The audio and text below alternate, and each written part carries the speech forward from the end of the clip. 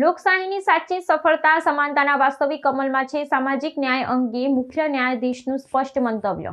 ભારતના મુખ્ય ન્યાયમૂર્તિ સૂર્યકાંતે એક કાર્યક્રમ દરમિયાન ભારતીય બંધારણના પાયાના સિદ્ધાંત સમાનતા અંગે અત્યંત ગહન અને સ્પષ્ટ મંતવ્ય રજૂ કર્યું હતું. તેમણે જણાવ્યું હતું કે જ્યારે આપણે આપણા બંધારણીય માળખામાં સમાનતા વિશે વાત કરીએ છીએ ત્યારે આ સમાનતા માત્ર કાયદાના પુસ્તકો કે કાગળ પરના અક્ષરો પૂરતી મર્યાદિત હોવી જોઈએ નહીં.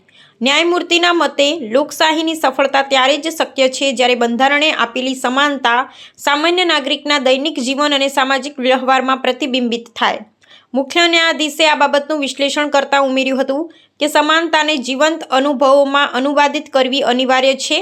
આનો અર્થ એ છે કે સમાજમાં પ્રવર્તતા ભેદભાવોને દૂર કરી દરેક વ્યક્તિને સમાન તકો, આદર અને અધિકારોનો પ્રત્યક્ષ અનુભવ થવો જોઈએ. માત્ર કાયદાકીય જોગવાઈઓ હોવી પૂરતી નથી, પરંતુ તે જોગવાઈઓનો લાભ સામાન્ય જનતાને વાસ્તવિક સ્તરે મળે તે જોવાની જવાબદારી ન્યાયતંત્ર અને વહીવટીતંત્ર બંનેની છે. તેમના આ નિવેદનને કાયદાકીય જગતમાં સામાજિક ન્યાય તરફના એક મજબૂત કદમ તરીકે જોવામાં આવે છે. I personally believe that when we talk of equality within our constitutional framework, this equality is not merely on papers. So the equality has to be translated into the lived experiences. And for that we have to take the initiatives at different levels. What has happened is that nowadays 2-3 things are very encouraging. One is that when you go to the national law universities, the national law schools, even our conventional universities where the law departments are there, it's very encouraging to see that more than 50% students are our girl students. That itself shows a very strong foundation and symbol and visibility of the women in legal profession. That shows that how in the women groups, that how the society is now encouraging that our girls, our daughters should also now come to the legal profession or the legal world. Maybe that eventually they go to corporate or they go to judicial services or they eventually join the profession. But you will also find that there is, from last at least 10 years, that there is a very encouraging, very positive and very optimistic approach when you will see the entrance into legal profession. So if you go by the static of enrollment every year, you will find that lot of women are getting enrolled as members of the bar.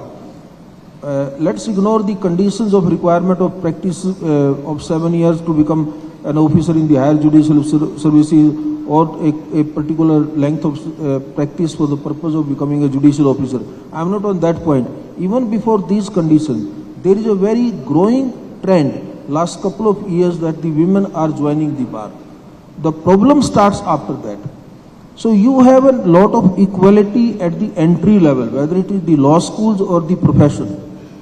I think question is that are we able to maintain that equality at the subsequent stages of progression in life, progression in professional life? How many ultimately women are surviving in the profession? Not as many those who really joined, and a very small percentage of those eventually ultimately leads the true professional life in the law.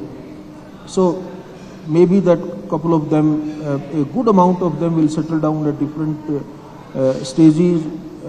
There are several factors for that. Maybe this one session may not be sufficient to discuss all those challenges.